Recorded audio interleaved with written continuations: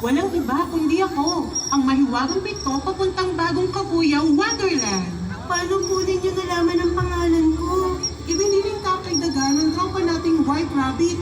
Nagmamadali kasi siya at sabi niya ay si Daga na ang magdadala sa'yo sa kanyang bahay. Siya nga, Alice. Sabay na tayo kina White Rabbit. Maraming salamat po sa inyong dalawa. Ngunit mukhang sarado na po kayo ng pinto. Ang batang ito. Kumatok ka lang at ikaw ay pagbubuksan. Makikita mo na ang bagong kabuyang Wonderland. Halika lang, Alice. Mukhang may sorpresa sa'yo si White Rabbit. Patayin mo pa namin mga kaibigan. Unti-unting tumayo si Alice. Lumapit siya sa pinto at kumatok ng 3 beses.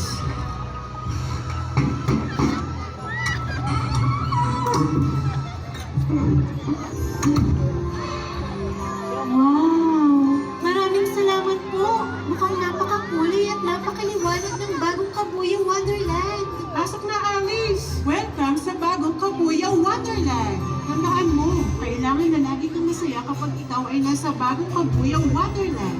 Sunod ka lang sa akin, Alice. Okay po, Mr. Daga. Sobrang excited na ako nang makita ang bagong kabuyang Wonderland.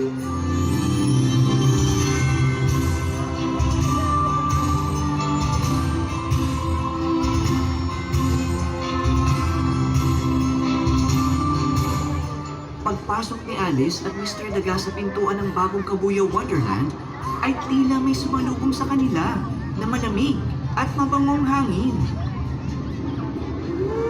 Napakabango naman ng hangin.